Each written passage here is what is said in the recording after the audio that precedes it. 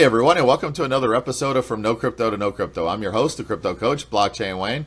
Today we're joined by Ansylla. Now, Ansylla also goes by the Crypto Aunty, right? Did I say that right? Right. All right. Sometimes I've got to add, a little southern touch. But yeah, great to have you on today, Ansylla. Thank you so much. Thanks for inviting me. I'm excited to have a chance to chat with you today. Yeah, awesome. Been looking forward to this one. You and I connected earlier in the year. We've already participated in an event together, and you kind of share a passion I have. So before we jump into what you're doing now, all the great things, tell everybody a little bit about your background and then what kind of attracted you to the space. Okay, absolutely. Once again, thanks for having me. Thanks for being such a great addition to our event in Atlanta on September 23rd. It was amazing. And we'll talk a little bit more about what our focus is during that event. But I'm Ansylla Ramsey, of course, affectionately called Crypto Aunty. And one of the people who dubbed me Crypto Aunty said, because Auntie's always looking out. So I embrace that because I am always looking out because I want my network to really understand what's happening globally in this space. I got into cryptocurrency around 2017, which was a result of having some challenges as an entrepreneur. So, of course, I was in corporate like most of us. Corporate was not for me. So around 2000, I left corporate and I started my own natural hair care business and international education platform. And I loved it. I loved everything about it. But around 2012, 12 years in, I started to feel a little antsy, like, well, I'd like to do something else. What can I do? I was not interested in going back to corporate. I really didn't want to go to school and start over. So like many of us, I just kept plugging along. My business was thriving. I was enjoying it. But around 2000, actually in June of 2017, I was styling a client's hair and I had a full-blown panic attack. Something that had never happened to me before. I couldn't catch my breath. I felt dizzy. This was a new client and she was really concerned, like, are you okay? So it was just a very uncomfortable and scary situation. So that very night I said, I have to do something else because I didn't realize how trapped I really felt doing something that, although I enjoyed, was just ready to move on to something else. So I was planning a trip to Ghana in a few months and I said, well, I think I'll just shut the business down and, go to Ghana and live my best life and come back and figure it out. And I don't know if that was brave or confident, whatever it was, I did it. And of course, when I came back from my life-changing trip in Ghana, the bills kept coming. So what are we doing? I had to have a way. If I wanted this freedom, I had to have a way to finance it. So I did some hustling until I could figure it out. Did Uber and some other side things. I taught some languages online, and it was a little bit unnerving not having that steady income. But I knew there was a way I could do it. So I started looking into ways to get income without exchanging your hours for dollars. I tried several different things, and ultimately the quest led me to cryptocurrency. And down the rabbit hole I went, like most of us in the beginning, right? And the more I saw it and I understood it, and I said, well, this is really an important option. So let me just give it a try. And I started understanding more. Then I started seeing profits. And I said, okay, I get it. I see what's happening. And I started to share with my friends. I had a small office in Maryland. I said, well, 4 or 5 girlfriends would come over. We get on Coinbase and we lost money. And we clicked the wrong buttons. All of that fun stuff. But ultimately, we could see the potential. Now, fast forward about a year, I said, okay, more people need to understand what's happening. And I started offering webinars and summits just online, and then ultimately started offering a group coaching program and could see there was interest, but there was just a lot of fear. People were afraid. And I get that. No one wants to lose their money, of course. And then with all the negativity in the media, there was just a lot of confusion. So I wanted to make things just clear. I don't tell people what to invest in. I don't, that's not my space. My space is to offer clarity so that people can then make informed decisions on how they want to be involved. Then in 2021, I wrote my first book, Start Your Crypto Journey in 3 Simple Steps. Layman's terms, easy to follow. People say, yeah, it's an easy read. I get it. Very non-technical because that's one issue I see. A lot of the people in the tech space, which I understand, don't have the time or interest to help the non-techies. And True. I like to be that liaison. I go to the text and I figure it out and I try to understand it best I can. And I go back to my community and say, hey, check this out. and do my best to simplify it. So that's where I am now. More recently, we started the All Aboard, just the basics of crypto, blockchain, and Web3, a series based that we do in Atlanta to help people who want to get this understanding. And we're just taking each topic piece by piece because it can be overwhelming. And we spaced it out because it gives people a chance to process what they learn, implement, use the tools that they've received. And because we're very hands-on, we actually walk people through the process. And we feel that's much more empowering than just listening to someone and then going home to work through it. So Wayne, we were so honored to have him with us on September 23rd for our first port, which was crypto. And we accomplished so much during that 4 hours we were together. People walked away with crypto, wallets, tools to protect their assets. We celebrated some of our prize winners. So it was a great event, and we're looking forward to getting together again on December 2nd when we'll talk about blockchain.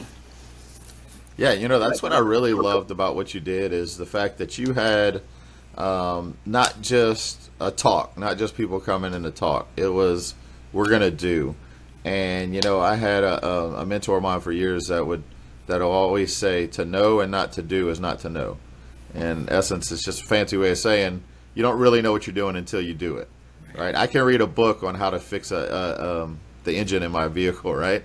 But until I actually get those tools and get in and start doing it, I don't really know how to do it. I have an idea. I have the theories. So putting it in, and it really breaks down a lot of barriers because it seems complicated. And that's what I loved about what you do, because that's kind of my focus as well. So it just lines up because we want people to understand that this is not what mainstream media is telling you it is. It's not just about risky investments. Do some people lose money? Absolutely. But I think there was a lot of people that may have invested in some .com startups way back in the day that lost money. And would we say that the .com boom was a scam? No, absolutely not. There's good actors, there's bad actors everywhere you go. So, and I really love it. Look, I've still got my set right here because you partner with merch, right? You get all the stuff together. It's not just, hey, you're going to do this and go home. You've got the tools available for people, and you give some of it away, whether it's Tangent wallets, seed phrase books, different tools to help people. So that's really what we need to see more of. Thank you. I appreciate that very much. And we thank Phil too for the support, for you being there, giving I really like that you give just practical analogies and real life breakdowns of things that people can relate to so they can better understand what's going on. Yeah. Oh, thank you. And look, what you said just rings so true. The technical people in the space, the developers, the engineers, they're not wanting to slow down and explain it to other people. They all want everybody to use their products, and they've built some amazing tech so far. But let's face it, there's two problems. It's usability. It's got to be simple and easy, or most people won't do it, right? They hit that friction where it's like, okay, this is too hard, I go away. And they're more focused on what they feel people need. Right. Which is, they just think, oh, everybody should just learn. Give you an example. Everybody should just learn, setting up a wallet can be hard, but people need to learn how to secure and manage their seed phrases and just write them down. And we don't disagree with that, but at the same time, there also needs to be those liaisons, like you mentioned, they go back and forth, not only to share with people how to use this tech now, but also to share with those building tools. You got to make your tools easier to use. And because if you don't, you're never going to get where you want to be. You consider and say, if we should imagine if they'd have been like, during the development of the cell phone, which led to the smartphone, if they'd have just been like, people don't need to text on a screen. They just need to get used to texting using the numbers on a flip phone. Imagine where we'd be, right? Right. Because I can tell you, I've got quite a few people I know. Right. And I'm sure you got people as well that would still have not texted if that was still the process. Very true. So true. Right, because it's complicated, right? Or even sending an email, and so we've got to mesh the two because so much can come of this from this technology, and it's exciting not just because of what we have today. That is exciting, but it's because when you look at technology cycles and you see the creations and the inventions and innovation that happens that we didn't even think was possible. until that technology was available for people to start building on. And So true. no different than, before high speed internet. Imagine if Netflix would have launched, which, granted, let's say not the Netflix that was delivering CDs by mail, because that I mean DVDs by mail, because we realized that was their model. But say their whole model was streaming, which is pretty much, they just ended the DVD thing actually last week before. Right. So now it's strictly streaming. So imagine if that business model would have been put forth 15 years ago. It wouldn't have made it, right? There wasn't the infrastructure available to do that. They could have launched it, and it would have been it was too soon, the victim of their own demise. I don't know if you're familiar with the story of Pets.com, but Pets.com was a early website that was aimed to sell pet supplies online. But that was before most people were even comfortable putting their credit cards in online. And so it was a great concept. It was just before its time. Infrastructure changed, people's habits changed, more people adopted the scary thing that was kind of hard at first and it's getting easier to use, and then now you see the boom. I think that's what we're going to see in this space, because people don't understand money is just one application that's going to happen on these ledgers, on this infrastructure. Anywhere where you need to keep track of data or details or ownership on a ledger, that's where this technology is going to really thrive. And so I like. I'm sorry. I'm sorry, I didn't cut you off. I was just going to mention too that. Oh, good. Go ahead. The crypto piece, to me, and I guess I'm partial because it was my journey, is just such a great on-ramp, for the masses to start to get interested in what all the technology offers. So this is kind of why I focus on crypto first and then lead them into the other pieces of the Web3 space. Right. I like that. You didn't just, you did a exercise where everybody bought just a little bit of Bitcoin, whatever they're comfortable with, most people a few dollars, on Cash App. But then you didn't have them leave it there. You had them withdraw it, because I don't think the process of buying crypto is really as important as understanding self-sovereignty and ownership, and being able to say, okay, once you move it off of there and you put it into a wallet where you control, nobody can take that from you unless you leak the details to your account, like leave the key under the doormat for people. Unless you do that, no one can take it from you. Self-sovereignty, ownership. And I think people, especially those of us in the US, we underestimate the true impact of that, because, not saying it doesn't happen here, because it does, but it's a lot more rare than what happens in other countries, where people's savings are taken from them overnight. Ledgers are changed to where I've got friends that came here from Vietnam. They were kids whenever the war started in Vietnam, and their family migrated to the U.S., and they were very wealthy there. And overnight, all their asset ownerships was transferred over to where they had nothing, and they left and came to the U.S. with nothing. And imagine if you have assets, digital assets, that you can access and use no matter where you are in the world. That creates so much ability, so much potential for people. And it really requires a mindset shift, because we're in such a custodial financial system. So few people ever really touch their own money. If you're in a job and you get direct deposit, it goes directly to your bank. You never even touch it. You used to at least get a check. Yeah. Now you don't even get that. And then auto pay, then it goes directly to the bills, right? Exactly. It's like it's just taking care of itself, and you don't even know it's there. And that's great for us as long as it's working, right? As long as that system's working. Right. But And we've experienced bank outages. Right, yeah. Banks have failed over the decades, right? And so to get people to understand, you don't have to entrust an institution with your actual assets. You don't have to. You can control it. So even getting past that point can be challenging, because even when it comes to investing, so many people, especially in my circle, the extent of their involvement in investing is contributing to their 401k. That's all they really know. So a lot of it is just getting to ground zero. Let's start over. We're going to start with this piece right here. So, but I love it. I love being able to have these conversations with the people who are interested and curious. And so we're going to keep doing that until, one person at a time. We're going to get everybody involved. Yeah, absolutely. Now, Obviously, I know you want to reach anybody, and being at your event, you had a mix of different people from different backgrounds, different age groups. But what's your target? Obviously, you want to target certain people. So what's your target for people that you're trying to reach with your message and what you're doing? My target is really women over 40 because I feel like we're completely overlooked in many areas, even from the standpoint not only of representation, but also connecting to or reaching out to that specific demographic. Even though I see a lot of groups that are women centered, they're still younger women often. So I feel like women over 40 are in a very precarious situation, most of us, right? We usually have at least one of 5 situations. We're preparing for retirement. Many have lost a mate or ended a relationship long term, so they're kind of not prepared financially. Many are still raising kids and grandkids. Many have kids in college. And bonus, you're taking care of your parents. So you're dealing with a lot. And so financial options and understanding even opportunities in blockchain that can ease that tension, that financial tension.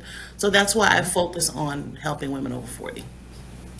Absolutely, absolutely. And when I think about it, now that you mention it, I've been going to these crypto events and conferences for years. Since I think 2018 was my first conference I finally went to, and in the beginning, it was mostly a male-dominated space. There was very few women there, and that's changed over the years. But you're right. There's still, when you look at the demographics of the women that are there, most of them are younger, just starting careers, just getting out. When really this is something that everybody needs to learn about, and the situations you just mentioned are why it's important.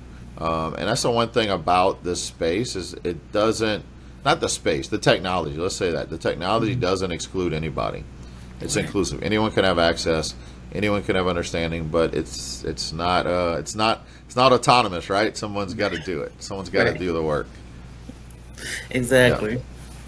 Yeah. So you mentioned your book, which is great. It's funny. Our paths are similar. When I first learned about this space, I launched a book. Same title as this podcast, From No Crypto to No Crypto. Same concept. It was a short book, basics, just telling people the basics of understanding the technology, understanding the basics of how trading works. Because people think they invest in something and it only goes up. That's the only way it can go. And market cycles. They don't understand market cycles happen, and that's where a lot of misconceptions come. Investments where people lose money because they buy an asset when there's hype. And then when the market crashes, they'll sell it and dump it because they think it's going to zero. Mm-hmm. And then when the market recovers, they've missed out on what's happened. Right. Another mentor of mine heard me say it one time. I was talking about an investment that went bad, and I said, "Yeah, that was a bad investment." He says, "Was it really a bad investment, or was it just bad timing?" He said, "Did anybody make money on those deals?" I was like, "Yeah, absolutely." So it's and that's what we got to look at. And also the volatility scares a lot of people. Yes, I noticed you talked about that. I talked about that. Mm-hmm. So also I saw recently you've recently become involved with a school system. Is that correct? Yes. So there's a homeschooling platform. Yes. Thank you. There's a homeschooling platform based in Canada. And I met the founder of the organization at Consensus this year in April. So in May, his head of curriculums reached out to me, and we agreed that I would develop a Web3 curriculum for grades 6 through 8 for them to launch on their platform. So I was really excited about that. It was a lot of work. I had never done it before, but I'm always up for a challenge. But it was good. It was very enlightening to me. It really helped me boost my confidence and my knowledge. And I submitted that recently, and it's been approved. So super excited about that. It's not yet live on their platform, but I'm told I'll be advised when it's live. So that was a different experience just because I was in the right place at the right time. He actually came to Consensus to make those kinds of connections. So it was great. Yeah, I'm really excited, and I'm privileged that they even reached out to me. That's amazing. Our kids, the younger generation are going to be the ones that are going to really embrace this technology more and more. because it's not just going to be a potential investment for them. It's going to be careers. It's going to be, they're going to be utilizing this every day. And it's funny, I've heard, and I don't know if are you familiar with Andreas Antonopoulos? Yes. Yeah, so YouTuber, talks a lot about Bitcoin, and I followed him for years, especially when I first got into this space. And he used to talk about the days when he says, he wants the younger generation kids, to have already interacted with crypto and blockchains for years before they become of age, before they turn 18. And that way, a lot of the things that we just take as that's just the way things are, they're gonna realize, well, why, right? A deposit, you deposit into a bank and it takes 3 to 5 days to clear. Why? When a blockchain transaction can settle instantly. They're not even going to understand business day. What do you mean business days? I mean, crypto and blockchain is 24/7. It works whenever you want to send it. It doesn't. It's not Monday through Friday 9 to 5. Right. So there's so many different things there that they can see, and I think that's amazing because a lot of the tech growth is going to happen in the AI and blockchain crypto space, Web3. A lot of people think, oh, AI is the hottest thing, and it may be, but those technologies need each other. You need open, transparent, permissionless systems, which is blockchain, and to create quality artificial intelligence tools. Because outside of that, any corrupt individual can create an AI tool that's kind of biased or corrupted based on the creator. So those technologies are going to go together, and that's going to create so much industry where jobs are to be had. And when you think about it, people not misunderstand, they underestimate the potential, because it's not just the jobs those will create. When those people are working those jobs wherever they're living in the world, they're also contributing to that economy. Right. They're buying, they're selling, they're paying taxes. Hopefully not too much. That's a different topic altogether. But they're contributing to more of the society than just, okay, that created a few jobs in that economy. But no, it didn't just create the jobs. It created an economy to where now those people shop more in that economy, and that created more restaurants, more shops, more employees. So it's kind of a trickle down effect. Yes, absolutely. And thinking about how the barrier to entry is so minimal, in the space, so many people who have not had financial opportunities for so long now can have those opportunities. And with those opportunities comes even more creativity, because they're like, okay, well, if we can do this at this point, if there are more of us, or we can have a larger reach, or if we can, offer different options, we can even expand on this idea. So it really helps people. And that's what I see a lot of times in, countries outside of the US, is that they're so much more apt to embrace the technology and see the opportunity, as you mentioned earlier, because they've been through some of the things that we may not have experienced here yet. So they're always maybe thinking about, how can I use this to help my community or my country or what have you. So it really does open up a lot of doors for a lot of people who didn't have opportunities before. Yeah, absolutely. And you're not restricted by your geographical location. Doesn't matter where you are in the world. A lot of these jobs that are going to come about from this can be done remotely. True. So you can have people that say, okay, I want to live here. This is where I'm going to be. I can't travel. I can't live in California, Silicon Valley, so I'll never have a good tech job. And now you can live anywhere in the world and do that. Absolutely. And also you can get funding and investing from anywhere in the world, because now you're able to get on a platform and say, hey, I'm in XYZ country and I have this brilliant idea. Who wants to help me? And anyone in the world can offer their assistance. Yeah. And in reference to that, I've talked about this quite a bit, that so many people didn't have access to financial services and tools to where they may have had some amazing ideas that could have turned into world-changing inventions. And a lot of those ideas, a lot of great ideas, end up in the graveyard, buried with the mind they were created in, because they never come to fruition. That person didn't have the resources to bring that to market. And with the tools we have now, they have that potential. It can be brought to market. It can, these are things that could change the world. And, part of my, I don't want to say conspiracy theories, but, part of my pessimism is in the fact that I believe there's been some great inventions that have been suppressed because they would kill certain industries. Oh, absolutely. When those are brought to light again, or if they've never been brought to light before, they won't be able to be suppressed because they will be on censorship-resistant systems. Whether that's a more energy-efficient way to power vehicles, because let's face it, we know gas is great for now, but it's not the long-term solution. But we also know these electric cars are not the solution because there's not enough infrastructure to power them. But I'm sure there's something out there that could revolutionize that. But it would impact the oil industry, and I've always said my pessimism with the pharmaceutical industry is there's a lot of customers that are created through that. So if there's some great plant or something somewhere in the world, or creation or mixture that someone can come up with, it won't be suppressed by big business. Wayne, don't even get me on my wellness soapbox, okay? Yeah. Me too. You and I talk. It's a different thing because I think my quest into understanding how doctors operate and the pharmaceutical industry works was before my crypto journey, but it opened me up to the skepticism that, okay, things aren't really as we're told.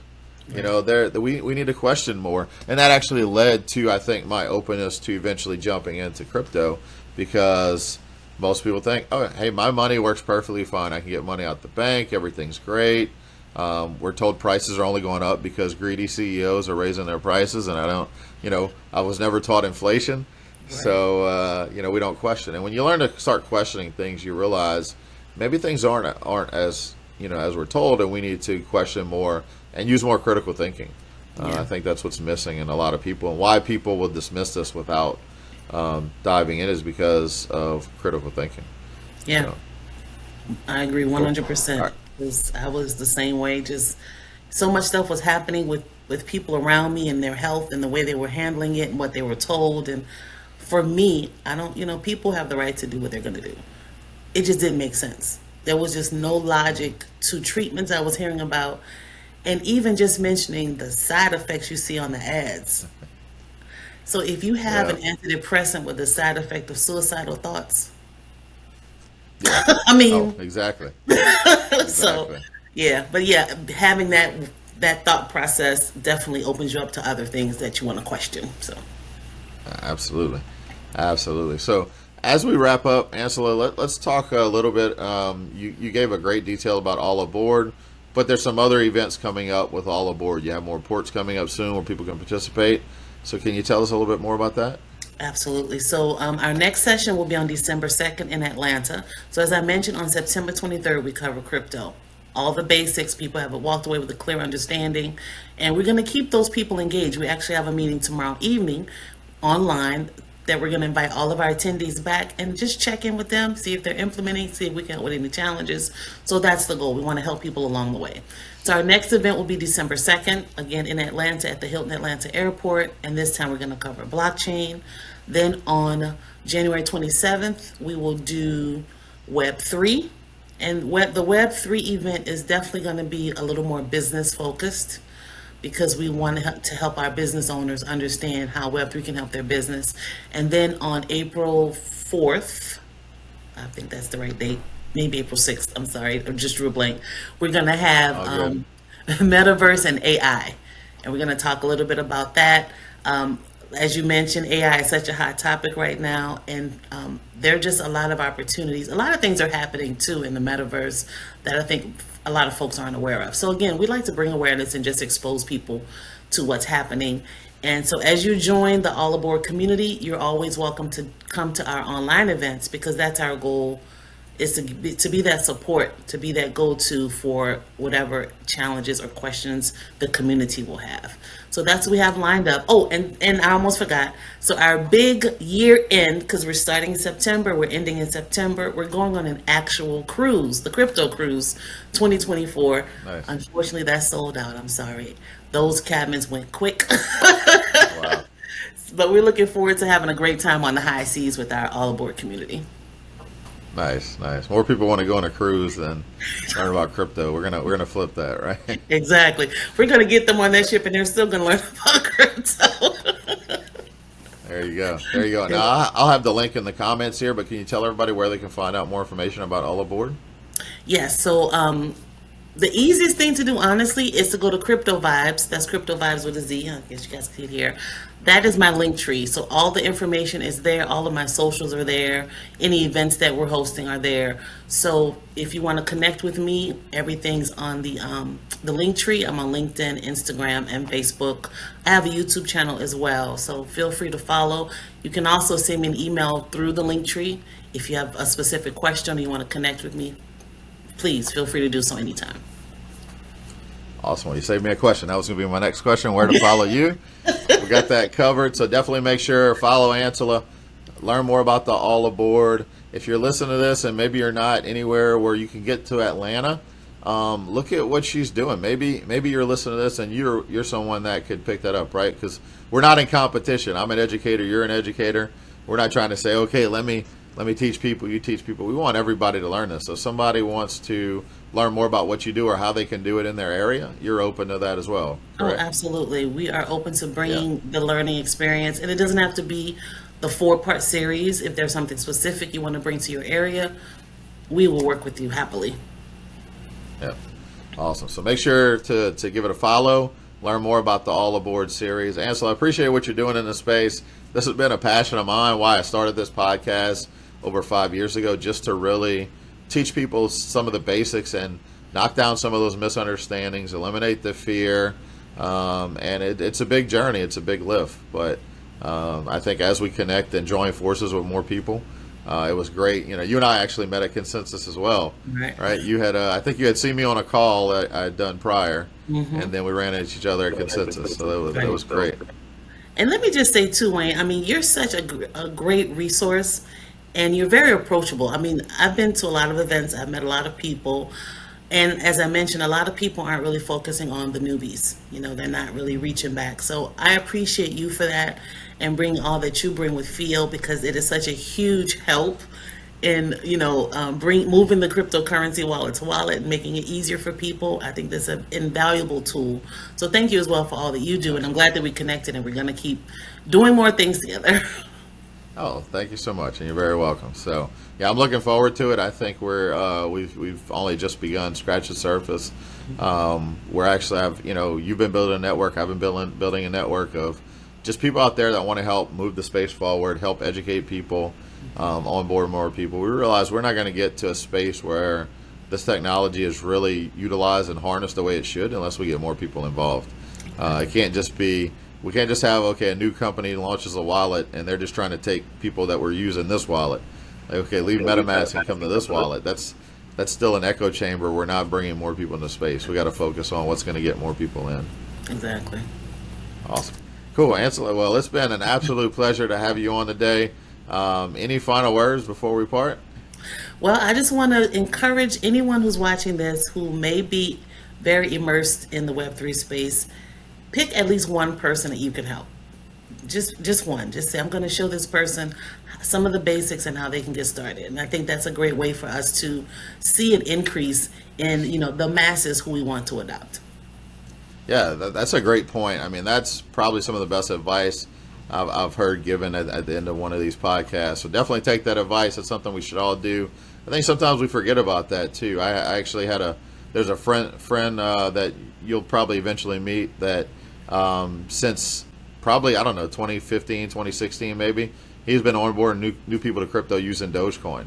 Now, Dogecoin got hyped by Elon Musk recently, but he saw it as a way to easily onboard people, send them a little bit of crypto and help them learn without getting into the whole investment risky thing. So that's a great tip as well. Onboard people. If you find something easy to use, share it with somebody else.